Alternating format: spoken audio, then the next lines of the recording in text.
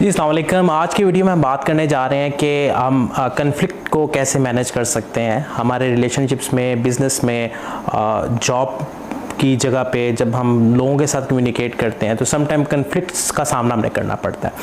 अब इन कन्फ्लिक्ट्स को हम कैसे रिजॉल्व कर सकते हैं, कन्फ्लिक्ट को मैनेज कैसे कर सकते हैं, इसके लिए हमें क्या करना चाहिए। तो 5 ऐसे पॉइंट्स हैं जिन पर अमल करके आप कन्फ्लिक्ट की सिचुएशन से बाहर आ सकते हैं और अपने रिलेशंस को नो मैटर वो किस भी लेवल के हैं बेहतर कर सकते हैं। तो सबसे पहला पॉइंट जो आपने कन्फ्लिक्ट्स को रिजॉल्व करने के लिए करना है वो ये है कि आपने आइडेंटिफाई करना है कि कन्फ्लिक्ट किस वजह से है। हम जब भी किसी के साथ बातचीत कर रहे होते हैं और अचानक से हमारे दरमियान एक तलख कलामी का सिलसिला स्टार्ट हो जाता है, तो हमने ये आइडेंटिफाई करना है कि ऐसा कौन सा ट्रिगर पॉइंट था, ऐसा कौन सा हॉट बटन था जिसकी वजह से वो कन्फ्लिक्ट जो है वो हमारे सामने आया।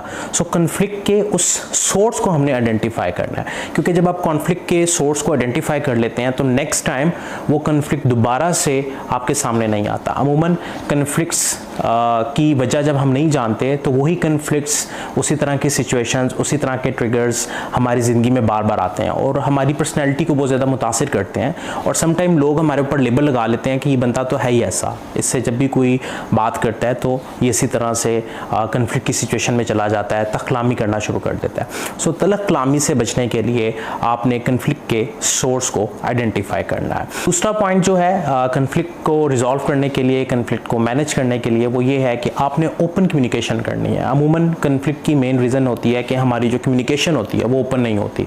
हम जो चाह रहे होते हैं, जो एक्सपेक्ट कर रहे होते हैं, वो दूसरे बंदे को हम बता नहीं पाते, जिसकी वजह से कॉन्फ्लिक्ट जो है वो बढ़ जाता है। सो हमने अपनी कम्युनिकेशन का स्टाइल ओपन रखना है और इसको बड़ा रियल रखना है और इसमें किसी किस्म की मिलावट नहीं करनी।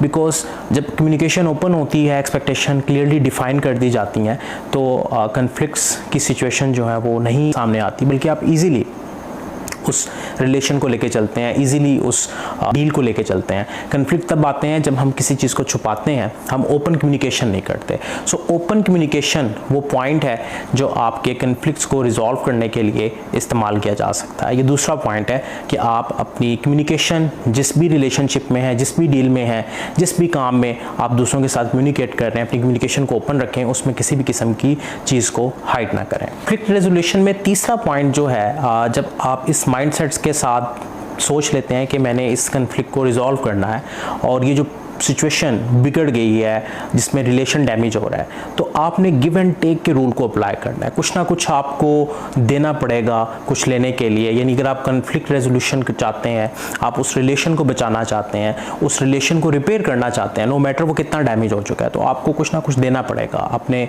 वक्त में से, अपने रिसोर्सेज में से। सो गिव एंड टेक के रूल को आपने इस सिचुएशन में लाजमी अप्लाई करना है। ये तीसरा पॉइंट है जो अप्लाई करके आप कन्फ्लिक्ट्स को मैनेज कर सकते हैं और ऐसी सिचुएशन में जहां पे आपके ताल्लुकात ख़राब हो चुके हैं आप उनको रिपेयर कर सकते हैं। और चौथा पॉइंट ये है कि अगर आप कम्प्लेक्स प्रॉब्लम है और आपको समझ नहीं आ रही अब क्या किया जाए, तो कुछ थोड़ा सा ब्रेक ले लें। बिकॉज समटाइम हम एक किसी मेंटल मैप में स्टक हो जाते हैं और हम एक ही एंगल से सोच रहे होते हैं, जिसकी वजह से वो प्रॉब्लम, वो कन्फ्लिक्ट रिजॉल्व नहीं होता और हम उस रिलेशन को रिपेयर नहीं कर पाते।